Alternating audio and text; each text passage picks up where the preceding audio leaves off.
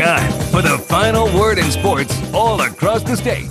You're listening to Sports Talk with your hosts, Bill Kornbluth, Will Pelagic, and the Professor Tom Hayes. You've been waiting all day, so join the show now by calling 800-956-7266.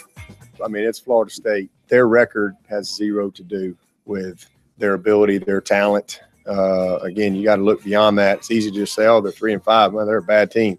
They had Miami 0 points at the half, 0. Everybody's got Miami as one of the best teams in the country. Don't be fooled by the tape from the last 2 weeks. Let's go back and watch Tennessee. Let's go back and watch LSU. Let's go back and watch A&M. Let's go back and watch those game tapes. A lot of uncertainty off the field, and certainly it's having been through it, it is a distraction, and it will take its mental toll on you. Good evening, everybody. Welcome into a Talking Tuesday edition of Sports Talk. Phil Kornbluth and Will Pelagic from downtown Columbia at our beautiful plush Learfield Studios. Brian Leonard behind the bulletproof glass tonight. Talking Tuesday means you'll hear from coaches, and we'll hear from you, and you'll hear from us. 800-956-7266 if you want to grab a line early on and get it rolling. 800-956-7266. So you heard the comments of Sweeney and Muschamp there, and I just had to kind of laugh to myself because, gee, when's the last time you heard head coaches having to build up Florida State and Florida for their upcoming opponents? It's an interesting dichotomy, is it, for both Clemson and South Carolina this week? They're playing both opponents from the Sunshine State, from the two biggest schools, and yet when you look at the state of both of those programs right now, disarray doesn't even do it a justice for how badly the seasons have gone for both of these teams. Well, I wouldn't put Florida State in the same category with Florida. I mean, Florida State, you look at, they're having a bad year, but it's because they lost their quarterback in the very first game of the season, and they just weren't prepared to deal with that. Despite having 19 points a game, Corn. They lost their quarterback in the first game of the season, and they weren't prepared to deal with that, despite all the other talent that they have around their program. You know, Florida, they have, 9 players suspended prior to the season. They just don't have a quarterback. It was the beginning of the end of Jim McElwain. Even before the season kicked off, they had the players suspended. And then as the season has gone on, one bad thing after another. And they've had a continuing issue at quarterback at Florida that McElwain could not solve during his time there. And now, to me, Florida State's a team that's just been hurt by the loss of the quarterback. You have to, I guess, put some responsibility on the coaching staff for leaving themselves bare. Of course. But look at South Carolina. If Jake Bentley were to go down, South Carolina would be in the same shape. Clemson is sort of in the same shape with Kelly Bryant. If he were to go down, Clemson had the luxury. Yeah, I mean, you can't count on Xavier Cooper or Hunter Johnson. I'm saying Zarek Cooper or Hunter Johnson to win games with that team. If Kelly Bryant were to be disabled, I think if Kelly Bryant went down with an injury, not necessarily in a game, but in practice, and you had the ability to either coach up Zarek or Hunter to be able to be in a football game, I think you can win games with those two guys. I really do. Well, I mean, it's crapshoot. You don't know. I don't know. It's a guess. But here's my issue with the Florida situation. Mm-hmm. You're in a state that is so chock full of talent across the board. You cannot find 2 athletes outside of the 2 guys who were starting quarterbacks at those 2 universities. You can't find 2 athletes to play quarterback at either of those places as a backup. That's more of a state of like you said. I blame the coaching staff. They were hurt by the transfer, the problems, and then the transfer of Will Greer to West Virginia, where he has starred. Mm-hmm. So I mean that set them back. But when Spurrier was at South Carolina, even when he was at Florida, you go back and look, he didn't have his winning quarterbacks were not your typical 4- and 5-star caliber guy coming out of high school. He won with Danny Werfel, with good talent, guys who are very smart and willing to work in his system, and he developed them. At South Carolina, he never recruited the 5-star and 4-star guy outside of, say, a Steven Garcia. But he scored points. That's the thing. Well, now Connor Shaw was the best quarterback in their system during their time at South Carolina with G.A. Mangus and Steve Spurrier. And Connor Shaw was an athlete quarterback, athletic quarterback. I should put it that way. I don't want to make it sound like he wasn't a pure quarterback, even though he was a receiver in high school until his brother J-Bo moved to Georgia Tech. Then he became the quarterback at Flowery Branch. But the offense that G.A. Mangus ran for Spurrier was the perfect fit for Connor Shaw. That's why they went after him. And, they had 2 great years with Connor Shaw at quarterback. Probably Spurrier's best job at coaching a quarterback was Dylan Thompson, because Dylan was a guy that came from Boiling Springs. He was big with a big arm. Many thought he would end up playing tight end. He played reserve quarterback, filled in for Shaw when he got hurt. And then the year that he served, the 1 year he served as the starting quarterback, they didn't have a great season, but he passed for like 3,500 yards and really showed great potential as a quarterback. And I think Spurrier might have done his best coaching job of a pure quarterback in working with Dylan Thompson. So getting back to the Florida State situations, again, they both come into their games here in the Palmetto State Saturday limping and dealing with a scenario that they're just not used to. Florida State and Clemson for 8 years in a row, that game has been for the Atlantic Division Championship. And this year it will be too, except only from a Clemson standpoint. In fact, if NC State loses to Boston College earlier in the day, even before Clemson kicks off, they've clinched the division. If that doesn't happen and they beat Florida State, they've clinched the division, no matter what happens the rest of the way. And Florida State's just trying to get to a bowl game. And then, Florida's just trying to play out the string, get through the season, and then see who they can hire as their next head coach. It's funny how the news came out earlier today that Florida State has rescheduled that game that they had to cancel against Louisiana Monroe. And so 3 of their last 4 contests are against, I believe, it's a non-conference opponent that should be winnable, and the Louisiana Monroe game, and then the Florida game. So from that perspective, if they win 3 of their last 4 games, they go to a bowl game, but it will be a much different scenario than I'm sure that they envisioned for their season going in.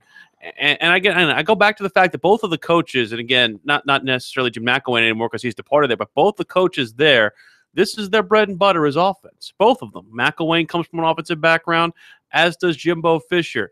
The inability to get good quarterback play at both those places, and again, I know Florida State's dealing with an injury, but the fact of the matter is, that is the one position that you recruit every year, regardless of year. And you should have been better prepared for that, and they weren't. Yeah. Florida State finishes up Clemson, Delaware State. That's it. They're going to make up the game that got Louisiana Monroe, yeah. And then Florida. So, look, they could win. They're not going to beat Clemson. They could beat Florida, of course. That's in Gainesville.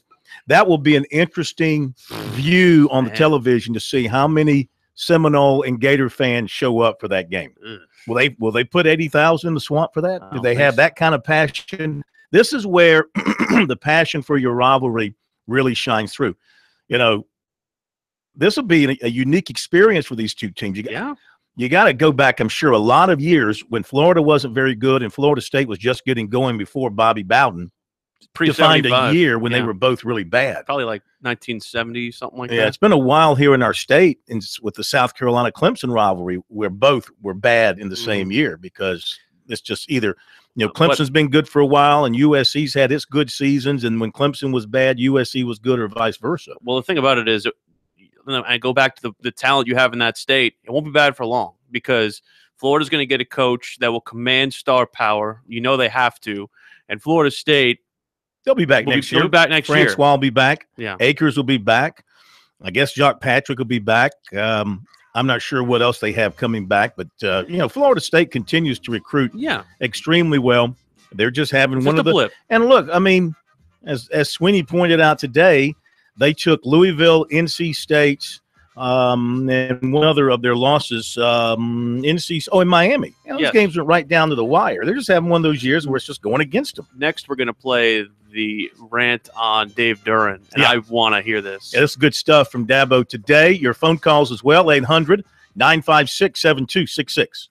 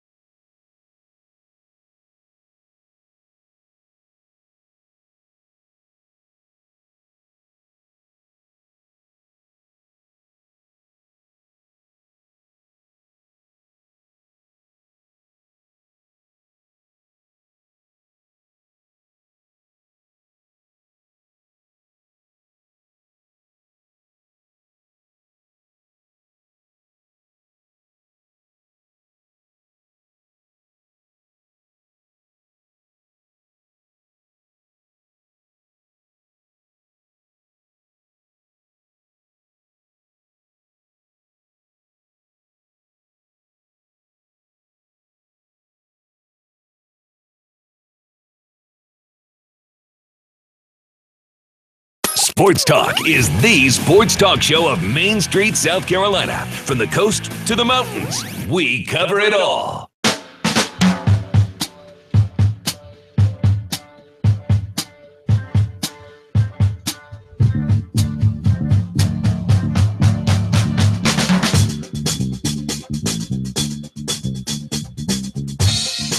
Okay, we're back. Sports Talk, South Carolina Radio Network here on a Talking Tuesday from downtown Columbia. Phil Kornblut, Will Pelagic, and Brian Leonard. 800-956-7266 is our number. To your calls in just a moment. I want to remind you, of course, coming up in December, it's the Touchstone Energy Cooperative's North-South game. Of course, the South Carolina Electric Cooperative. Wonderful people. Terrific sponsors of the important football game that the North-South Touchstone Energy Bowl is. You can find out more about what the co-ops are doing across the state by checking out their website, ecsc.org. You can get your tickets in advance for the football game at their website, touchstoneenergybowl.com. That's touchstoneenergybowl.com. Order before November 24th. You can save $5 or $15 up until that point. All right, before we get to phone calls, 800-956-7266. You knew it was going to come up today. Dabo was asked a question in his presser, late in the presser, about the comments that Dave Doran of NC State made after the ball game Saturday about Clemson having somebody with a laptop on the sideline. Of course, he called for an investigation, an immediate investigation into Clemson having electronics on the sideline. And Dabo was asked if Doran had reached out to him since the game to discuss this. I had no clue. I mean, I knew it wasn't anything to do with football, but I did investigate. I did. I followed instructions to do some investigation, and I did. And turns out there was just a major crisis going on, and there was a young guy trying to help a team in need, and I think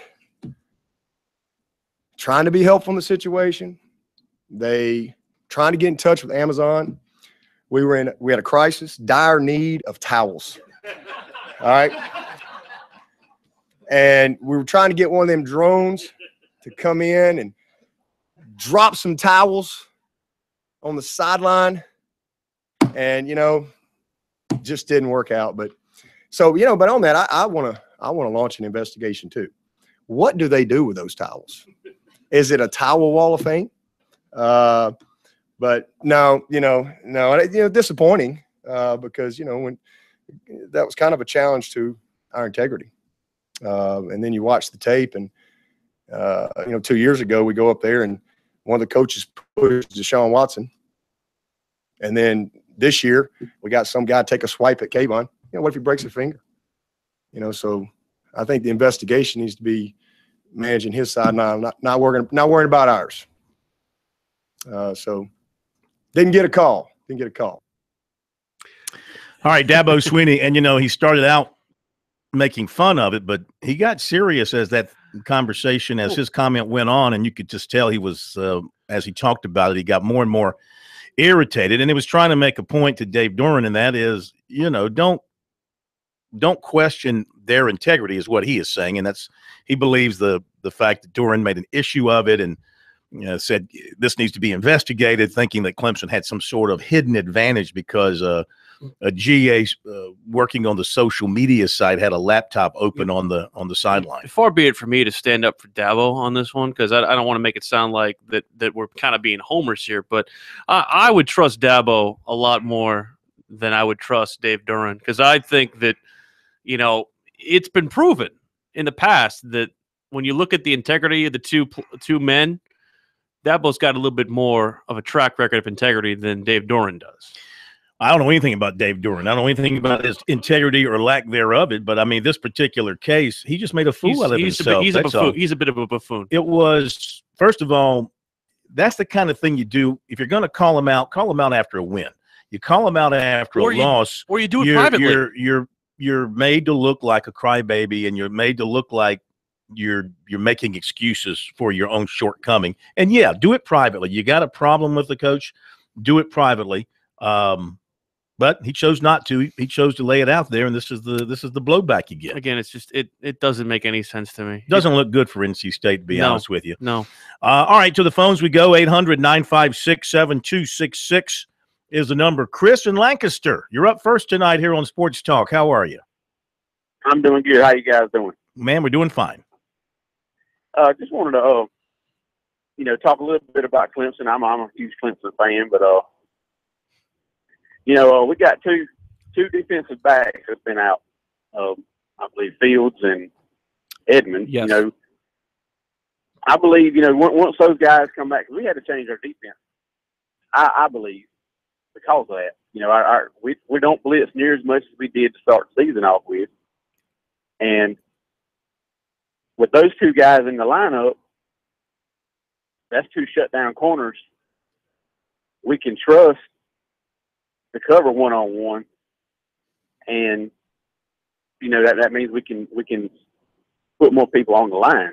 Well, today Dabo did not give a good report on either one, right, as far as when they'll be back. Mark Fields, he said, did not practice last night, and he continues to be bothered by the arch in his foot. And Marcus Edmond is practicing, but as Dabo said again today, he's not game ready. So I don't know exactly what that means if he's able to practice, but he's not quite game ready yet. And here's the problem with Clemson's secondary is that they were struggling even when they had Mark Fields in the lineup. I mean, Ryan Carter's a good corner. Trayvon Mullen, I would say, is okay. But here's the other issue is that I still don't know if they have recovered fully from the mental breakdowns that they had in the Syracuse game. Now, you didn't obviously see a passing attack against Georgia Tech, so they basically got a day off there. But in my mind, you saw a lot of those same things creep up with NC State. And when this team plays a good quarterback, I wonder whether or not you are going to see this unit finally come to play. I have my questions about them. And A.J. Terrell is giving him some play as well at corner, and he's coming on. But, yeah, all of a sudden they find themselves shorthanded at that position to where they had to move Ray McLeod over there in the final minutes of the game the other day. And he got exposed. They don't have to worry about all that until really South Carolina, because I'm not sure Blackman can pick them apart from Florida State. Well, then, of course, against the Citadel, they're not going to have to worry about the passing game. Think about the quarterbacks who have had success against them this year. You think about Eric Dungy, experienced quarterback. You think about NC State's quarterback, Ryan Finley. He had a lot of experience. Boston College didn't really have that much of a quarterback advantage there. But, again, when they've played good quarterbacks, and they're going to play a good one when they play Miami in the ACC championship game, provided that Miami gets there, it's going to be very interesting. They'll face a good quarterback in South Carolina too. Also true. Dr. Tiger in Myrtle Beach. Hello, Doc. How are you? What ails you these days? Not a thing. I think that win over NC State was exactly what the doctor ordered on Saturday. I heard a lot of people talking about the offense being a little down, but to me it seemed like there was a few bad plays. Passes they didn't connect on, but I really thought it was a pretty inspired victory, I think, as a whole in the second half to pull that thing out. And going back talking about Doran, if you watch the pregame warm-ups at all, even the demeanor between the two coaches whenever they were warming up on the field and they were sitting there talking to each other, Dabo was really happy-go-lucky, cutting up. You could tell he was joking with Doran. And Doran just looked like he wasn't interested at all. He looked aloof. He looked irritated. He looked like he was already in a bad mood to begin with, which I think has a lot to do with his normal personality to begin with. But he just looked like that from the get-go. I don't know if you guys saw that. I think he's a clown. Well, I think he's probably very frustrated with Clemson. He's never beaten Clemson in his time there. He lost a heartbreaker at Death Valley last year. He got blown out the year before. And so it's just been a litany of tough defeats for NC State against Clemson, against Dabo. And I think he realizes that this was his best shot at beating Clemson in the immediate future, because he's losing a ton of good players off of his team this year. It's going to be major rebuild mode for the Wolfpack next year. We were talking earlier about Florida State. someone tweeted me, I heard it'll be a primetime kickoff broadcast by Nickelodeon. That's how funny it'll be.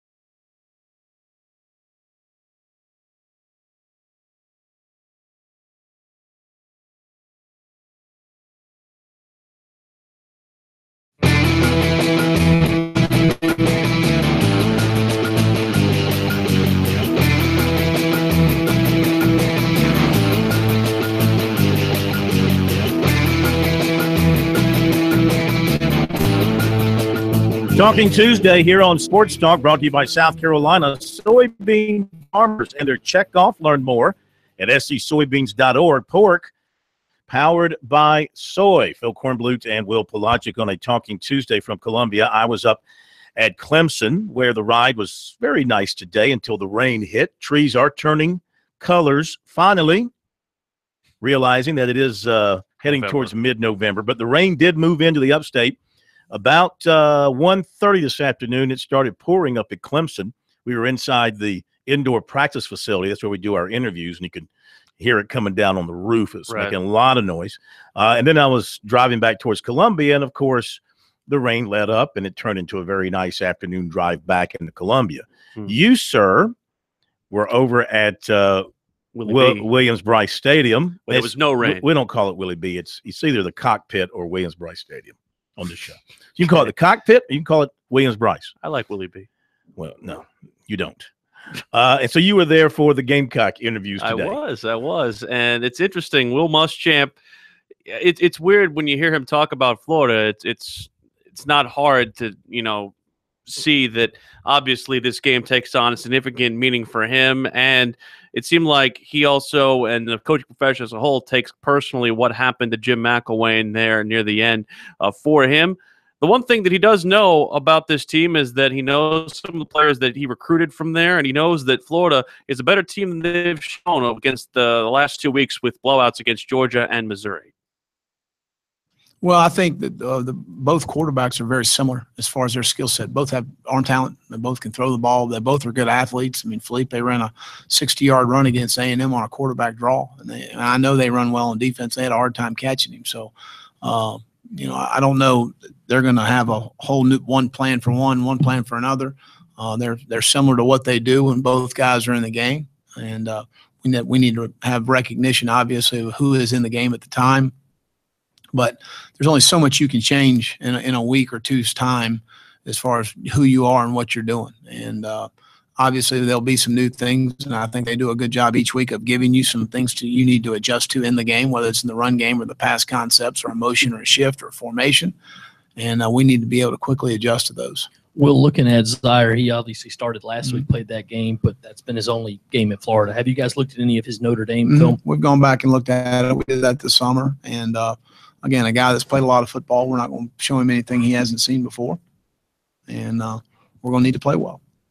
Coach, you obviously recruited a lot of these guys and coached a lot of these guys. I'm wondering what kind of advantage that can give you going into a game like this, kind of knowing their skills. It might be a disadvantage. I know they're pretty good. So, Taven Bryan can give you a bad day. He's a really good player. And Duke Dawson, man, I know a lot of these guys. I don't know there's an advantage or disadvantage in any of that. And they're all good young men. They're prideful guys. And we need to play extremely well Saturday. Will, you know how good Florida can still be despite what they've gone through. 18 to 22-year-olds might not see it the same way. Do you take steps this week to make sure they know how dangerous Florida can still be? No doubt. I talked to our guys Monday about don't be fooled by the tape from the last 2 weeks. Let's go back and watch Tennessee. Let's go back and watch LSU. Let's go back and watch A&M. Let's go back and watch those game tapes. They've had a lot of uncertainty off the field, and certainly it's having been through it, it is a distraction, and it will take its mental toll on you. So we need to. But again, that's why the consistent message from me all the time is about our preparation and how we prepare, and how we go about our business, and our preparation for the game is going to determine the outcome of the game, not about what the other team does. And certainly we respect our opponents, their players, their schemes, and things like that. But it's about our preparation is the most important thing, and that's why it's always the consistent message. So you shouldn't have a lot of variance in how you play. In terms of your personal connection to Florida, did all of that kind of go out the window last year, the first game you played them, or will you always have something a little different there until all the kids you recruited are gone? No, I always will have an affection for Florida. I had a wonderful experience there, regardless of how things ended. I don't look at things that way. I had a great opportunity. It's a wonderful university. They've got a lot of great people there, and I have the same feelings at LSU and Texas and Auburn and everywhere else I've worked, and so that won't change. As much as I want to believe him about having no animosity toward Florida, I have to think that some of that lack of animosity can be buoyed by the fact that he's getting $750,000 from them in a check this year and another one next year. But in my mind, I mean, you and I, we work in the radio industry. We've both been fired from places. We are not speak for yourself. We've both been. If you've worked in this industry, fired. If you've worked in this industry, you've at least been fired once. And I have animosity towards those people. The only coach that I'm trying to remember, Spurrier got a $25 million buyout from the Redskins when he was let go there, and I I'm trying to remember if he ever said anything negative about Daniel Snyder, and I think he had a few snide comments from time to time. Most coaches, they don't want to burn the bridge that they just crossed when they've left the school, especially when they've still got money coming from that school. So, but I listen, I think Muschamp, he doesn't strike me as a guy who tries to snow people. He strikes me as a straight shooter, somebody who tells you what's on his mind and how he feels. And if he still feels, even though things didn't end well for him at Florida, and even though he is still getting paid by them, but if he feels like he has some fond memories from Florida and good feelings towards certain people and certain things at Florida, and that's how he feels, and more power to him. I'm pretty sure he'll have a smile that's as wide as a kid on Christmas if he beats them, though. Well, sure.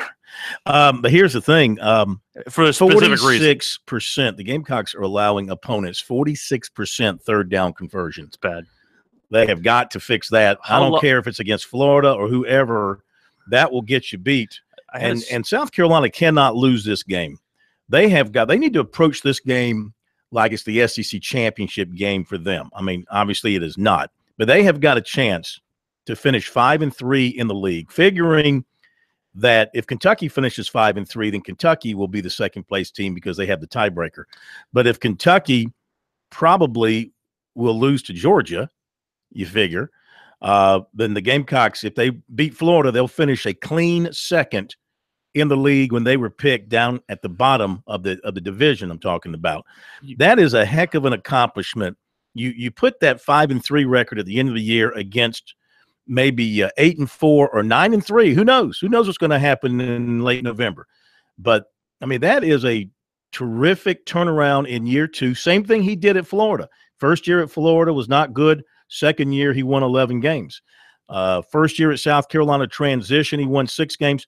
If he gets them to 8, maybe 9, and then even 10 with the bowl win, my goodness, that looks awfully good, and it really shows recruits we're making progress.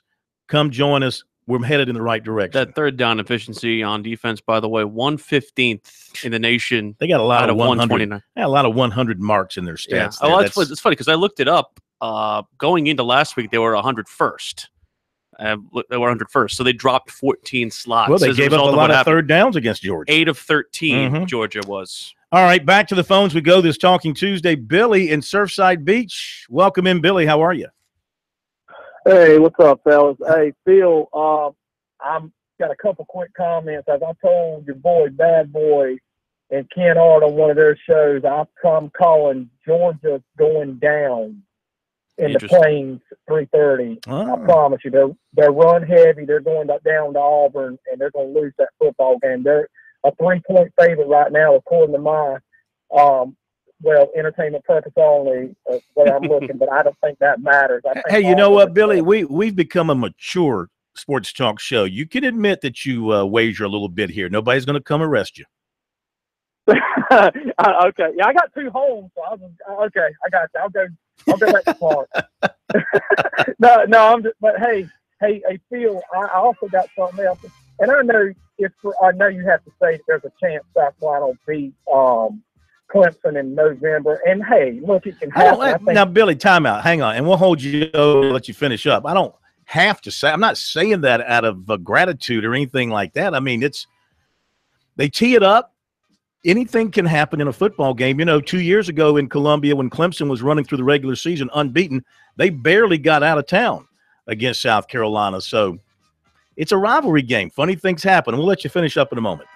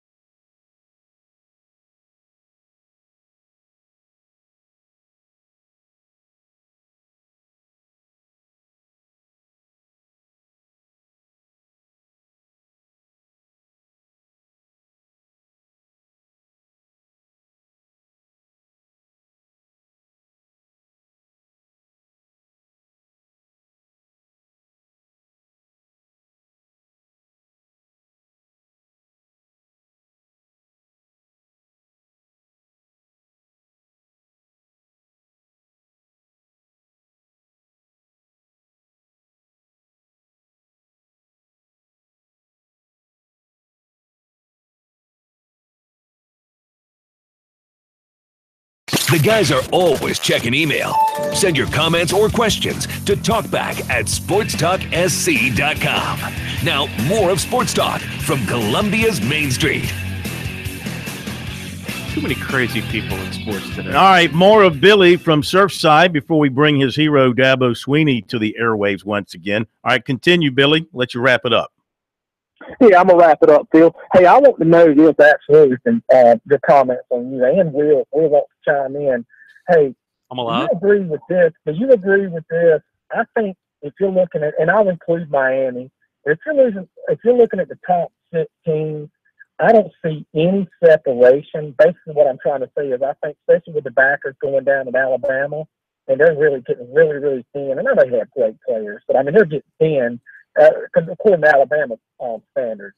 But between the 6 teams, still, I think anybody could be beat. And I'm not still including Miami in that top 6, but I would include Miami because I think if they beat Notre Dame, we can include them in that top 6.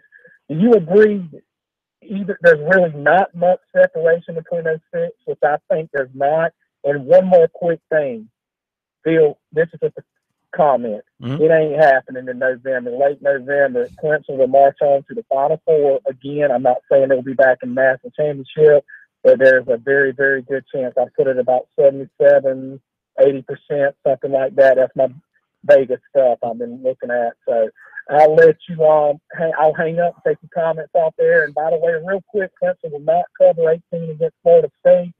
Florida State will give their best shot, and they've got NFL players. Let's remember that. Clemson, 17, somewhere in that. 31-20. There. Blackman will get whacked. I am done. I am done. Thank you very much. I'm done taking Clemson and laying the points. I'm sorry. They have cost me so many times this year. Well, look, didn't cover against Boston College. Yep. It didn't cover against Syracuse, obviously. Didn't cover Saturday if you had the 7.5. Nope. As a lot of people did. Didn't cover Saturday. What was it that Lee Sterling told us a couple of weeks ago? Clemson has got a terrible record as double-digit favorites at home. They're not covering. Yeah. And this might be unpopular. I really don't like Clemson's matchup against any of these teams in the top 4 or 5. Mm-hmm. I really don't. Mm-hmm. I think somehow, some way, you need to see Kelly Bryant take that next otherworldly step that Deshaun Watson took. I don't think we've really seen that from him yet against a quality opponent. I mean, they really haven't played an opponent yet that is of the caliber that they will see in the college football playoff. Mm-hmm. These other schools, by the time they see them, will have. Clemson will not play a college football playoff worthy opponent until the Miami game. And then we'll really see whether or not they actually can stand up to what exactly they are. It all comes back to this with Clemson, though, and they're going to get healthy at the cornerback spot here really soon. It might not be this Saturday. They probably don't need it this Saturday because I don't think they're facing a quarterback that they have to worry about really beating them through the air. I mean, I know he's an athlete and he's a big kid and he can throw it deep, but he's a freshman thrown in there when he's totally not ready. Now, the running game, of course, you got to be careful with Akers and Patrick. They're special, of course, but I think Clemson's defense gives them a chance every time out. I know they didn't have their best game against NC State, but in the third quarter, when they needed to be big as a defense, they were big. They shut them down, allowed 50 yards in the third quarter and shut them out, and the offense scored 2 touchdowns. So, to me, the X factor with Clemson in all these games is their defense. If they draw in Notre Dame, if they make it and they draw in Notre Dame or in Oklahoma, whatever the case may be, outside of Alabama, they'll have the best defense. Even Georgia's defense is outstanding. Maybe it's a wash between Georgia's defense and Clemson's defense, and Alabama's maybe is just a notch better. I'm not sure, but Clemson's defense gives them a chance every time out in these big games. Again, I think the defense is good. I just don't know if they'll be able to score once they face a defense that's of that caliber. They haven't faced, and again, they've faced good teams. Mm-hmm. They've had very, very good teams. that they've played. But I just don't know if they've played that elite level team yet, and if they can do that. We have 2 polls out on Clemson on our website, SportsTalkSC.com. Probability of Clemson winning the national championship. 36% say it's a 25% chance. 31% say no chance. 18% say it's 50%. 9% say it's 75%. 5% say it's 100% chance that Clemson will win the national championship. And then on Twitter, we have a poll out with the college football playoff ranking coming out tonight. Where will Clemson be ranked tonight? We did not put 1 as an option because they're not going to be ranked number 1. 2% say second, 10% say third, 62% say fourth, and 26% say fifth. Now, Dabo Swinney is getting his team ready for Florida State. He's not taking anything for granted. He's paying no attention to the Seminoles record. He is just paying attention to the personnel sheet of the Seminoles. This is where you hope to be. I mean, that's what it's all about. You work all year to put yourself in position to have a chance to achieve your goals. And we've 100-something days now. We've only hit 1 goal, and here we are down the home stretch now. We've got an opportunity to do a lot. But everything, a lot of the rest of our season really hinges on these 4 quarters. And so this is championship football for us. And I know beginning of the season when the schedule came out, a lot of people probably felt like that, oh, man, it's going to come down to Clemson, Florida State, last conference game. And that's exactly what it's come down to. There's 0 difference. Nothing has changed. If they were undefeated and we were undefeated, we got to win the game to win the division. And guess what? We got to win the game to win the division. So there's 0 change in this ball game. And it's Clemson, Florida State. It's been a. I know Jimbo is probably incredibly frustrated, just simply because they've had some tough games. Quarterback gets hurt. They've had a lot of injuries, and then they've had. I mean, they had 3 plays just come down to literally the last play of the game, and those things affect momentum and so forth and confidence. But let me just tell you, this is a very talented team. And, I know we got a lot of people in here keep up with the recruiting rankings, and we hadn't won a battle yet. I don't think we've ever beaten Florida State in recruiting. Maybe we have. I don't know, but I don't think so. I think they're 1 or 2 every year. So they got a bunch of cats that can play. They do. I mean, they do have talent. They're just having a bad year. Some things are going against them. The injury bug has bitten them in a few different ways, especially you lose your quarterback in the opening game of the season. It was something they just have not been able to overcome. All right, let me jump into the recruiting as we approach the top of the hour. 2019 tight end Luke Deal of Emerald was offered by NC State over the weekend. He was there for an unofficial visit. Clemson might not be too far off from offering as well. He said Clemson has shown him a lot of interest, and he's been there. He's been there to camps. He's also been to USC. I'm sorry. He's never been to USC, and I'll take that back. He's been to camps at USC, but he's not visited USC as a recruit. He said they have not showed much interest in him at this point. 2019 defensive lineman Trevon Walker of Thomaston, Georgia, has a top 4: Clemson, USC, Alabama, Georgia. T.L. Hanna, 2019 quarterback Alex Meredith, was offered by Army. Defensive end Antonio Anderson of Lower Richland getting heavy interest now from Charleston Southern. He has offers from Eastern Kentucky and Old Dominion. Recently selected for the offense-defense all-star game.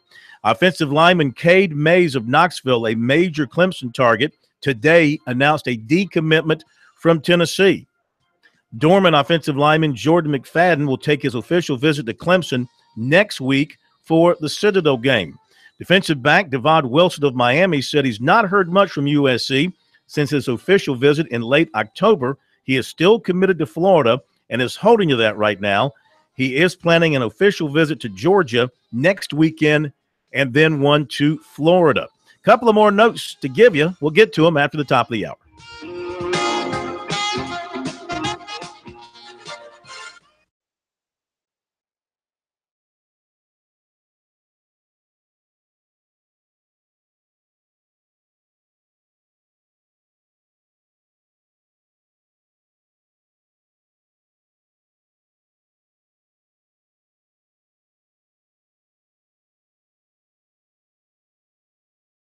Ready?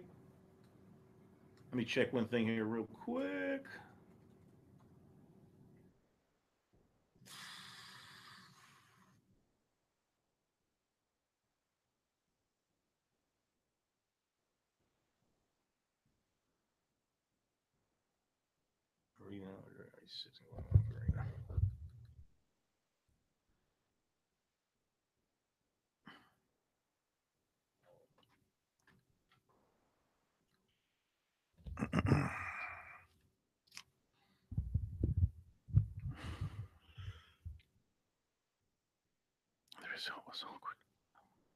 Everybody's writing that story now.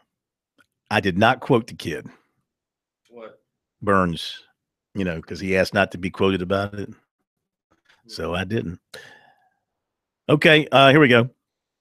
In 3, 2, and all right. Coming down in 3, 2, 1. Clemson target offensive lineman Cade Mays of Knoxville on Tuesday announced a decommitment from Tennessee. He's a legacy recruit for the Vols and had been committed to them for a long time. He's now going to look around at several other schools, and he'll take an official visit to Clemson for the Citadel weekend. Also, Dorman offensive lineman Jordan McFadden, who's a Virginia Tech commitment, will take his official visit to Clemson for the Citadel weekend. 2019 defensive lineman Trevon Walker of Thomaston, Georgia, has a top 4 of Clemson, USC, Alabama, and Georgia. 2019 Emerald tight end Luke Deal was offered by NC State over the weekend while in for an unofficial visit.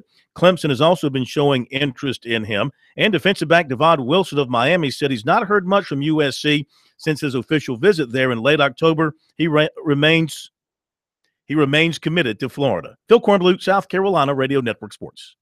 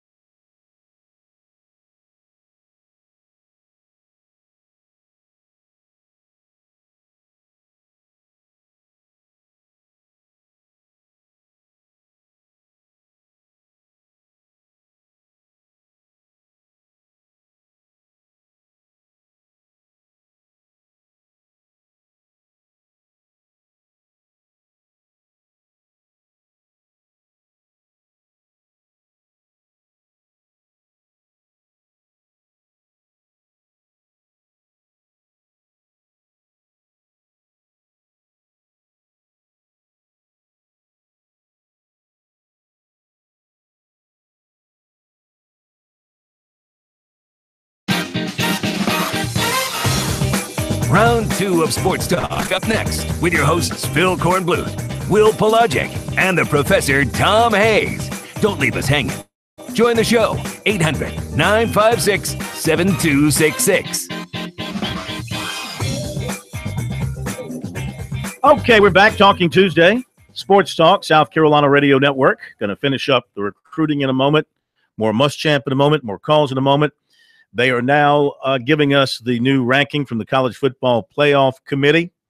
So moving from bottom up, it's Northwestern, 25, LSU, 24, NC State, 23, Memphis, 22, Iowa State, 21, then Iowa, Washington State, Florida. I'm sorry, not Florida. UCF. I left out the C. Central Florida, good Lord. Virginia Tech, Mississippi State, 16.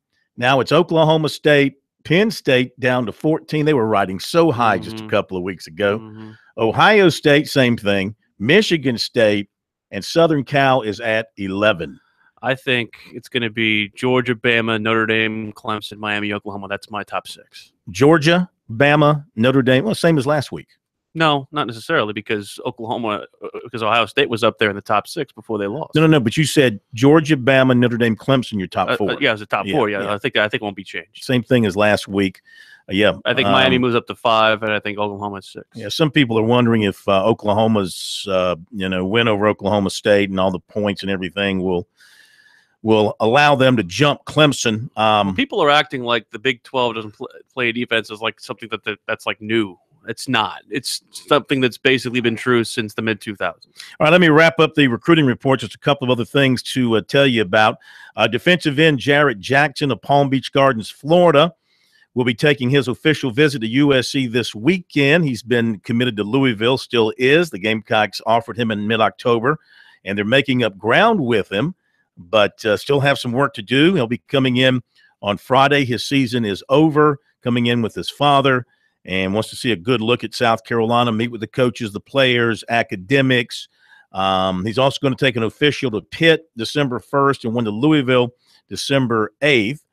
And also, according to the Big Spur, defensive back Savion Smith, Gulf Coast Community College, Gulf Coast, Mississippi Community College, junior college, will be taking a official visit to USC this weekend. And, of course, KJ Henry, the defensive end, has been down for some time. And in basketball, nothing new that I've heard today on Zion Williamson. Now, tomorrow night in Spartanburg, he's going to be participating in a dunk contest at a school with his team and several other teams. And I think some media, I know Channel 7 from Spartanburg plans to be there.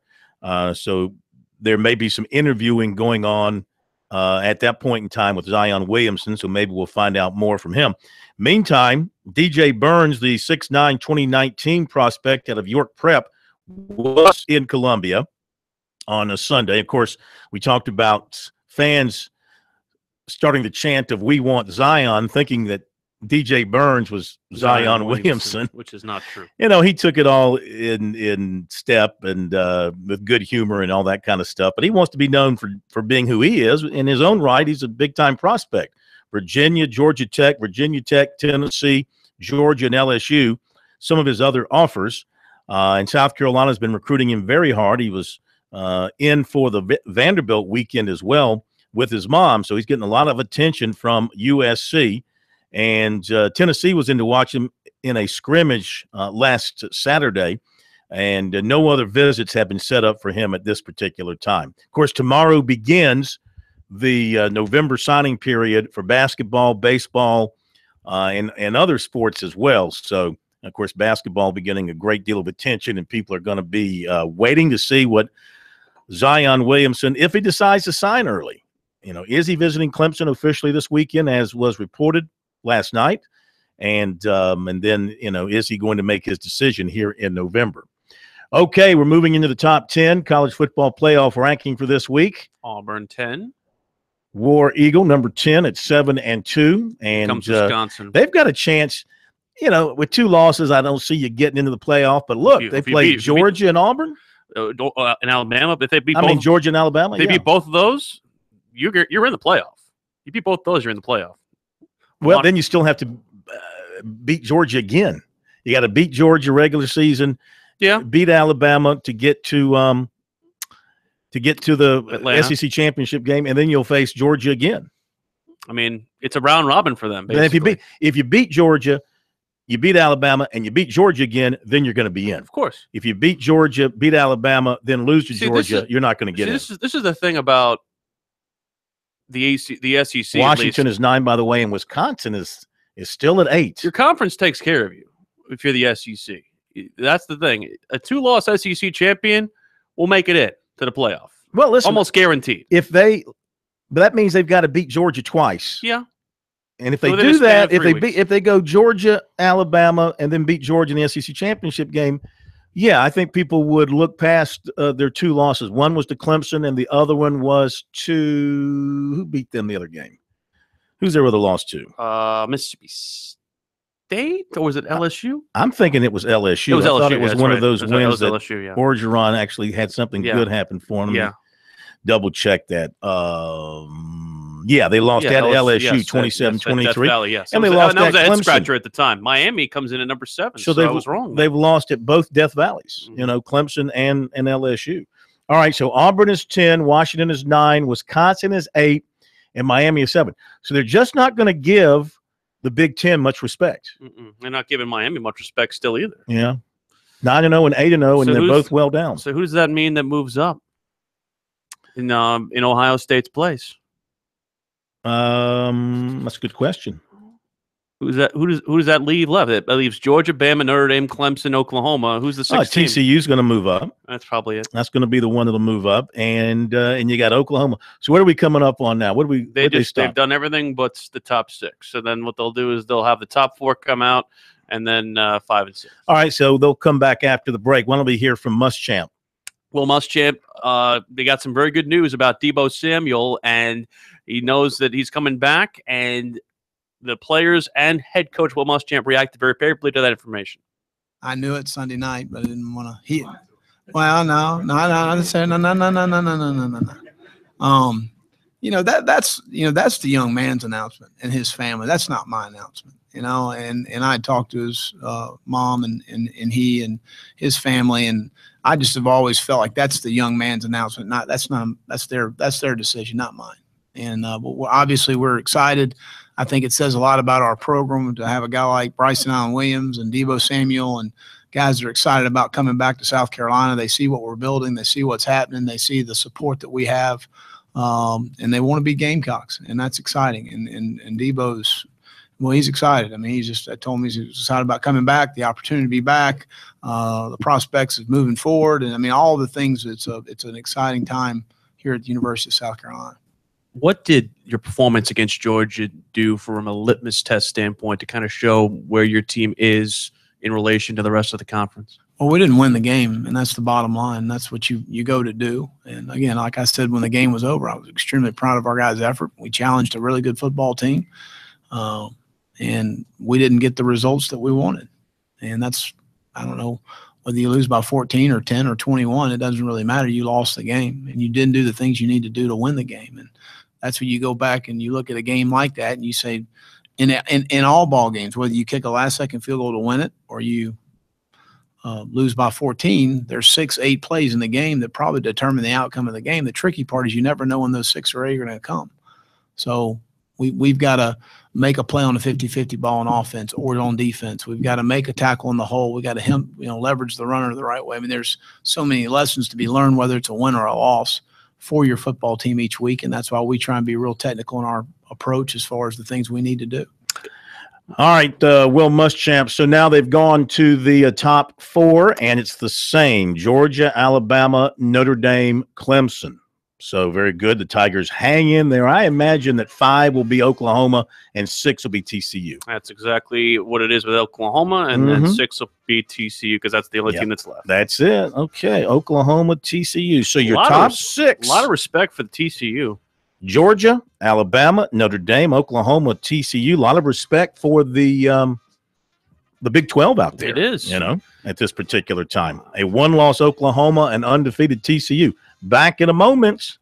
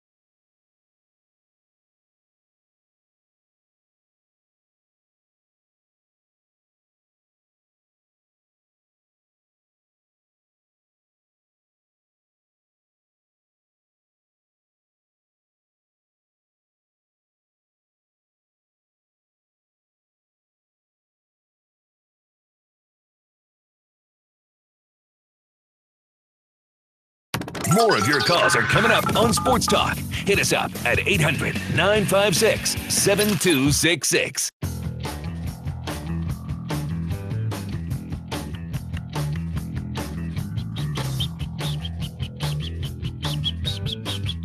It's Sports Talk, South Carolina Radio Network here on a Talking Tuesday. Very busy night here on Sports Talk. I want to remind you to get your tickets now for the upcoming North-South football game, the Touchstone Energy Cooperatives Bowl, December 9th in Myrtle Beach. And you can go to their website and get your tickets at a discount rate up until November 24th, touchstoneenergybowl.com. Also, you can vote for the finalists for Mr. Football at scliving.coop/football. scliving.coop/football.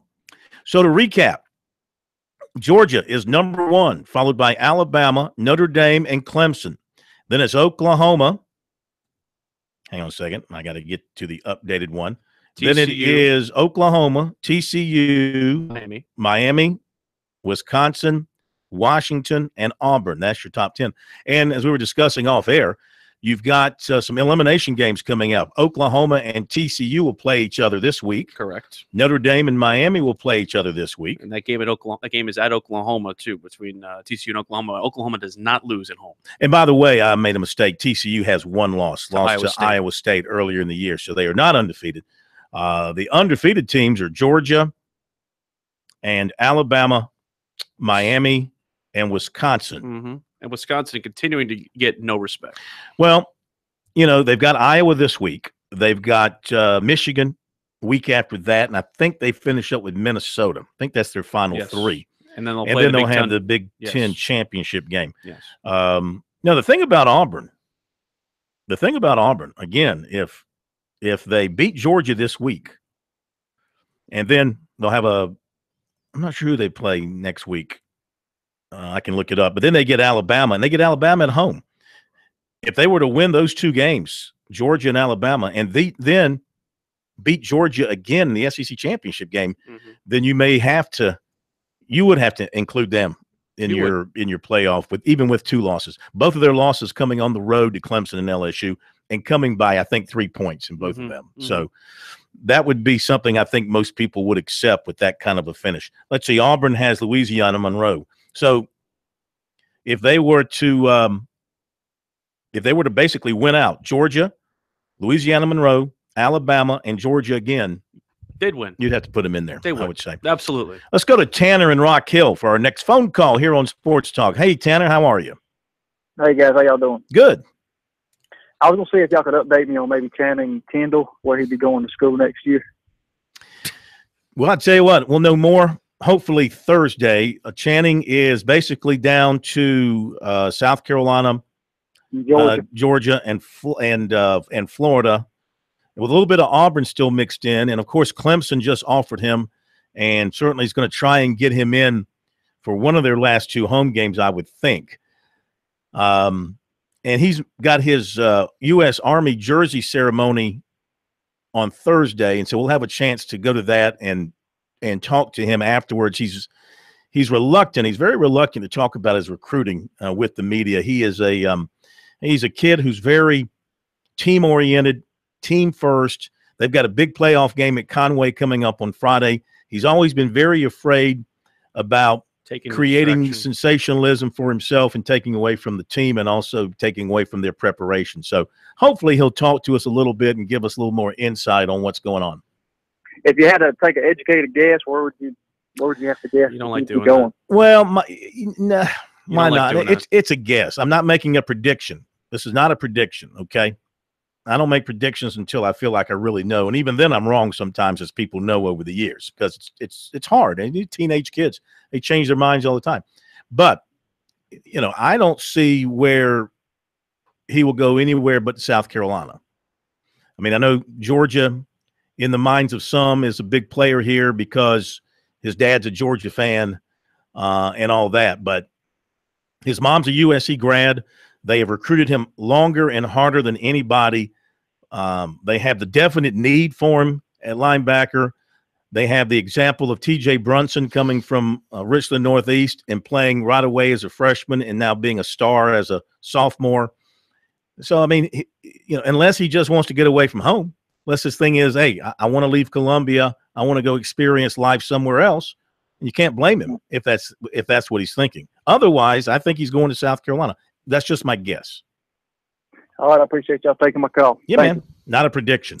I guess it's not a I prediction. hate when you get questions about stuff that you've been answering all the entire time. It's like if you knew, you would say it. It would be front page news. We would report it if we knew. Yeah. We don't know. That's what I'm saying. I'm telling you, he has been very hard to talk to about recruiting. The only way to talk to him about recruiting is to actually be there in person after a practice, and that's been limited, or after a game. And then he's not all that.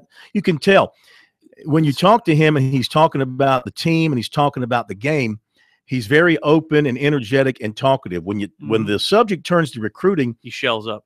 Yeah, his eyes turn toward the ground. He gets very reticent and short in his answers, and he just doesn't enjoy talking about it. Some kids are that way. I know that you get this when you go to Clemson, but there were a lot of boosters today at the South Carolina press conference, and this is the only way they can do this is in a non sequitur fashion. I personally don't see the appeal of an average fan going to a press conference. Like you and I, we do it because we do this for a living.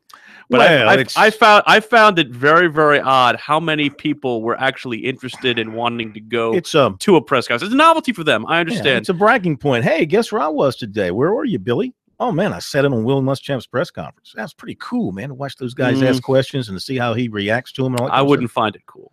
Well, that's because you do it all the time. I wouldn't find it's routine to us, and to them, like you said, it's a novelty. When we get out of this business, when we're old and dead, I'm never, ever watching another press conference ever again. I'm never getting out of the business. I said when we're dead is what I'm saying. Even when I'm dead, I'm here. Is that a fact? Listen, I've died on the air here many times over the years, and I can continue to work. Your bones are going to be up in the corner there. Dabo Swinney, Florida State, big game, big offense, regardless of what's the situation at quarterback. This is, where you hope to be. I mean, it's what it's all about. You work all year to put yourself in position to have a chance to achieve your goals. And we've 100-something days now. We've only hit one goal. And here we are down the home stretch now. We've got an opportunity to do a lot. But everything, a lot of the rest of our season really hinges on these 4 quarters. And so this is championship football for us. And I know beginning of the season when the schedule came out, a lot of people probably felt like that, oh, man, it's going to come down to Clemson, Florida State, last conference game. And that's exactly what it's come down to. There's zero difference. Nothing has changed. If they were undefeated and we were undefeated, we got to win the game to win the division. And guess what? Division. So there's zero change in this ball game. And it's Clemson, Florida State. It's been a. I know Jimbo is probably incredibly frustrated, just simply because they've had some tough games. Quarterback gets hurt. They've had a lot of injuries, and then they had 3 plays just come down to literally the last play of the game, and those things affect momentum and so forth and confidence. But let me just tell you, this is a very talented team. And, I know we got a lot of people in here keep up with the recruiting rankings, and we hadn't won a battle yet. I don't think we've ever beaten Florida State in recruiting. Maybe we have. I don't know, but I don't think so. I think they're 1 or 2 every year. So they got a bunch of cats that can play. They're big and strong and athletic, got speed everywhere. These are the biggest wideouts. I mean, these guys are huge. All right, Dabo Swinney from earlier today up at Clemson. He still has a lot of respect for the Florida State football team. He's trying his best to not let his players get fooled. And, of course, reminding them a win gives them the championship. But then again, by the time they hit the field, if NC State loses at Boston College earlier in the day in a 12 o'clock kickoff, the Tigers will have clinched the division championship regardless of what happens against Florida State. Be right back.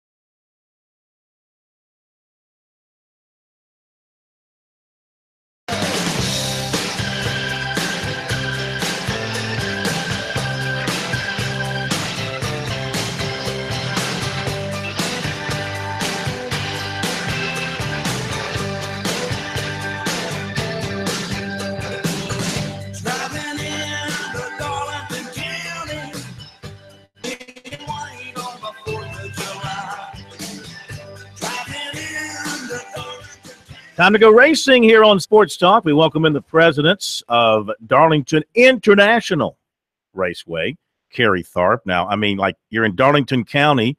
All your races are in NASCAR. Why is it international?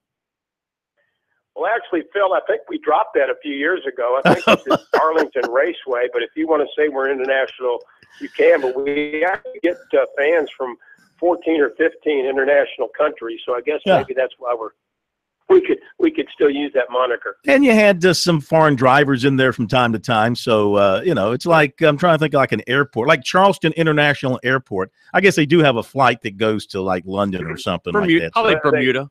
Without a question. I remember last summer we picked Danica Patrick up at the private airport in Florence, and as she pulled in, I said, "Danica, welcome to PD International Airport." And she goes, "PD International Airport." I said, "Danica, there has to have been an international flight that left this airstrip at some point in time." So, but anyhow, we'll go by Darlington Raceway. Very good. Do you think, speaking of Danica, you think she's going to have a ride for next year? Well, I don't know, Phil. I sure hope so. I mean, I know she hasn't really contended for wins, but I think she's great for the sport. I mean, she's always up there battling and kind of causing some things to happen, you know, sometimes right, sometimes not so right. But I sure would like to see her continue to stay in the sport. I think she adds a lot. I think that she has a strong fan base, and I guess it just remains to be seen if the sponsorship works out somewhere for her, and if the right team at the right time is able to get her on board. But I would love to see her in sport next year. All right, so we're down to 2 races. 3 drivers are into the championship round. Truex, Busch, and Harvick. Strong race, a strong finish by Harvick, getting past Truex in the last laps there at Texas. Pretty cool driving by Harvick. What do you think of the way that they handled the finish there? Obviously, he had the strongest car, and Truex couldn't hold him off. Exactly, and if I'm Kyle Busch and Martin Truex Jr. now, that's probably the last thing I wanted to see was if Kevin Harvick come on very, very strong like he did at the end of the Texas race, and I think that just goes to show that he's going to be a factor come Homestead, Miami. You know, he's won down there before. He's been in the championship hunt. He knows what the pressure is like. So I think Tony Stewart said it best after the race in his interviews. Team owner, he said, you know, I really was encouraged by what I saw the last 25 or 30 laps, and so I think that's something that Harvick's going to be able to carry over here in a couple of weeks, and I think it certainly bodes well for his team to have a real shot at the title. You mentioned with Danica Patrick looking for a new ride, and you mentioned the fact also with, you know, kind of, we've talked about this over the last couple of weeks about, you know, sponsorships are being hard to find. What did you think of the news that at least Martin Truex Jr. is going to get some additional sponsorship this upcoming year?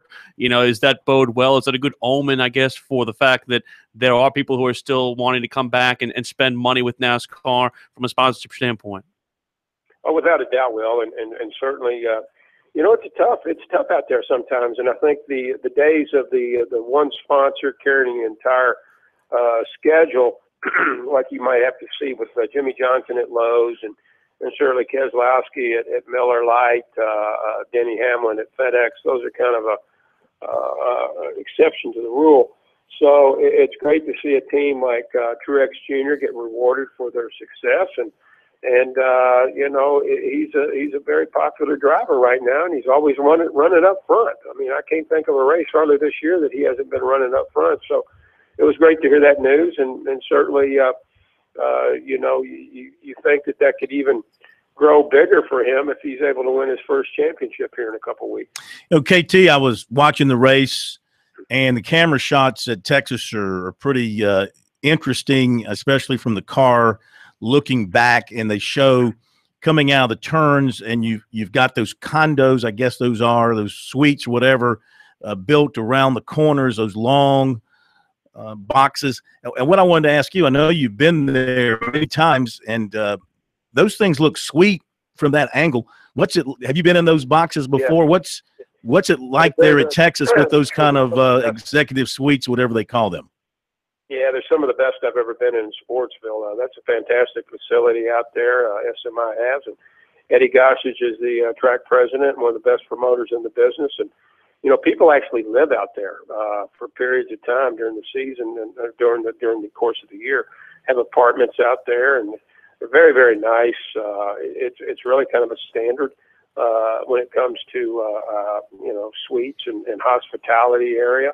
but they're very nice, and that's a huge facility. That is an absolutely huge facility, and like they always like to say, everything's bigger in Texas. And, that is one big mammoth racetrack with a lot of acreage, and you can see it from miles away on I-35. It's just a big place. Yeah, I noticed that when I was up there last year for an alternate event. It was a Formula Drift, and again, just seeing those skyscrapers is just not skyscrapers, but again, seeing those hotels there. That's it's really a great thing. More about Phoenix, though. Who do you think this racetrack fits the best? Who do you think has the edge going in here? As you have 5 drivers basically racing for one spot between Keselowski, Hamlin, Blaney, Chase Elliott, and Jimmy Johnson? Well, that's a great question, Will. I think if any of those drivers, the one that I would say has the best opportunity to win would be Denny Hamlin. I think he's just really good at that mile racetrack. And I think he's the Toyotas have been stout all season long. So I would think that he would be my favorite to win out of that bunch. Now, if one of those 5 don't win, then I think Keselowski is going to get in and round out the championship 4 based upon points. And so, because he's got a pretty good margin right now, he's about 20 points ahead, I think, of Hamlin. So I think if one of those guys win, obviously it's going to knock Keselowski out. But of those 5 that we talked about, I think Denny Hamlin has the best opportunity to go to victory lane. Of course, Harvick's got 8 wins at Phoenix, so I guess you'd have to think about him as being the overall favorite. So you Jimmy Johnson, I guess he's got his only way into the championship 4 is a victory. That's exactly right, Phil. In fact, I think him, Chase Elliott, Blaney, and probably even Hamlin have to win the race. I think Keselowski has about a 20-point lead. He would have to, get caught up in an accident early in the race or have an engine failure almost to lose. That's a lot of points to lose in one race, 20 points. I mean, it's possible that he could do that, but he'd have to finish way back in the pack, and a guy like Hamlin would have to finish pretty high up. But yeah, I think for sure that Johnson, Chase Elliott, Ryan Blaney, and to some extent Denny Hamlin need to win the race on Sunday. KT, we thank you, man. Cannot believe we're winding this thing down. 2 races to go. Be crowning a champion in Miami. Homestead, are you going to go down there for the championship race? I'll be down there, Phil. Look forward to that. It's a great event, and so look forward to that here in a couple of weeks. And you're right; it's hard to believe 2 to go. Well, take an international flight out of Florence, fly to Havana, then boat over to Miami or something like that, just to make it all worth your while. Go that way, but hopefully I'll get down there safe. Rather circuitous route there, Phil. Okay, KT. Thank you, man. Take care, guys. Bye-bye. They do call it Daytona International Raceway. That's true. If I'm not mistaken. But I think it's Phoenix International Raceway, too. I think it is. I should have asked him about that. Why do they call it Phoenix? All right, Kerry Tharp with us here on Sports Talk as we're about to wrap up the racing season. Hard to believe. Monty Dutton will be with us on Friday, give us his thoughts on the race. And then after Sunday, off to Homestead, Miami, and see who's going to be crowned the champion. Championship race should be excellent. I mean, Martin Truex has run up front so much this year in almost every race. It's just hard to believe he won't win the championship. He's got a 50-point lead over Kyle Busch right now. It would have to be something catastrophic where like he doesn't finish a race in order for him to relinquish that lead. All right, we'll be back after this break on Sports Talk.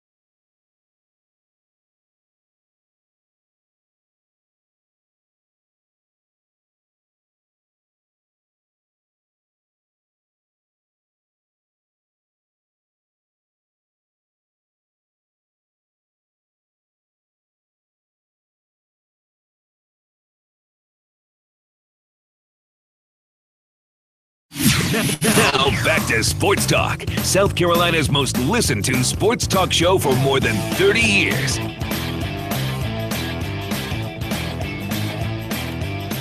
And if you don't believe that, just ask us, and we'll tell you. Welcome back in Sports Talk on a Talking Tuesday. Phil Kornblut, Will Pelagic, wrapping things up here. A little bit more from Will Muschamp coming your way in just a moment, so stay tuned for that. Let's give you the high school football report for tonight, brought to you by Farm Bureau Insurance. With new auto insurance rates from Farm Bureau Insurance, you could be saving a whole lot of money, even if you've received a quote before. Rates are more competitive than ever, so get a no-obligation quote today at favrates.com. Let's give you the high school players of the week from the high school sports report. 5A is Alex Meredith, junior quarterback at TL Hanna, 92 yards rushing and a touchdown, 75 yards passing in a win over Burns. Didn't have to do too much there. The 4A player of the week is Tyon Evans of Hartsville, junior running back, 269 yards on 6 carries. Do the math. That's a lot. That's a lot of yards per carry. 3 touchdowns and a win. You said 280? 269. 269 on on 6 carries. Is that physically possible? I guess it is. 3A player of the week is John Irby of Chester. Huge night. 423 passing yards, 3 touchdowns, 85 yards rushing in a playoff win. 2A player of the week, Dominic Washington, Abbeville, rushed for 149 yards in a playoff win. 1A player of the week, Rhett Cox of Louisville. He passed for 302 yards and 2 touchdowns in a playoff win. Skeeza player of the week is Zach Bond of Thomas Hayward, where I once was, for one season, the play-by-play announcer. Is that a fact? Used to record those things on Friday night in a little cassette recorder and play them back on Saturday morning. Oof. Senior linebacker had 27 tackles, interception, and a fumble recovery in a win over Christian Academy in a 1A state playoff game. Thomas Hayward, many years ago, was the power in Skeeza football in our state. They had a coach whose name I cannot remember, but he was fabulous. There goes that memory of yours again. Yeah, well, that's many years ago. This would have been early 80s and into the 80s. They were the dominant Skeeza team in the state for many, many years. We had a real editor you need to use for that, or no? Have a what? Was that a real editor you needed to use, or no? With a little razor blade, or no? It was a, you mean for the play-by-play? Yeah. It was a Radio Shack. Honest to God, it was a Radio Shack cassette recorder. Ouch. And we used the Radio Shack microphone, That's me and crazy. another guy. It was not pretty, to say the least. It was not pretty. All right, a little more Muschamp. Will, on the defensive line, they may not have Taylor Stallworth this week. He had a head injury that he suffered against Georgia. They say he will be back tomorrow, but Will Muschamp says they have players like Javon Kinlaw and Keir Thomas to play in his stead if need be. It's been huge for us. I mean, just a very difficult guy to block inside. He's a space eater. He eats 2 blocks. And, we coach front a little differently than a lot of teams do as far as how we play. And from a standpoint of, understanding that what we call a twofer is taking 2 blocks is really important to keep our linebackers clean and free. Most of the teams that do play the run well, that's the way they play. And you watch Georgia and you watch Alabama and you watch Auburn, that's the way we play. And so those are things that sometimes take a little time for a guy to learn. We still want the guys to be vertical. We still want guys to be disruptive. But we also understand about playing blocks, and that's hard for young players especially to understand that part of it and to hang on to a block that eats 2 blocks that keeps a linebacker free, to understand about the gap integrity that you got to be able to have defensively. And that's something that he's made tremendous strides with. And as much as anything, I was walking in the building with him this morning. He's right at 300. He's down about 40 pounds from when he stepped on campus. He's in better shape. He looked at me and said, I can play more than 45 snaps. I said, well, we need you to, especially if Taylor's not going to be able to go this week. So, but I've been really proud of him and how he's approached things, his work ethic. He's just a delight to have around. With Taylor not practicing, how important is it for a guy like Keir Thomas to continue to get those reps inside and to be multiple, as I'm sure you stress with a lot of different guys? Well, he's done that all year for us. He's played in every game, inside and outside. But Keir's really smart. He can handle that. It takes somebody that can handle a lot of variables and moving parts to be able to do that. because we ask, obviously very similar technique-wise, whether you're playing a 3 technique head up the guard or head up the tackles, a 5 technique or something like that. So it's very similar from a technique standpoint, but based on the defense called, there's different details to the job that you have to do, and he understands those things. So, but he's repped inside all year, so I don't know that it's a huge adjustment for him, and we expect Taylor back tomorrow.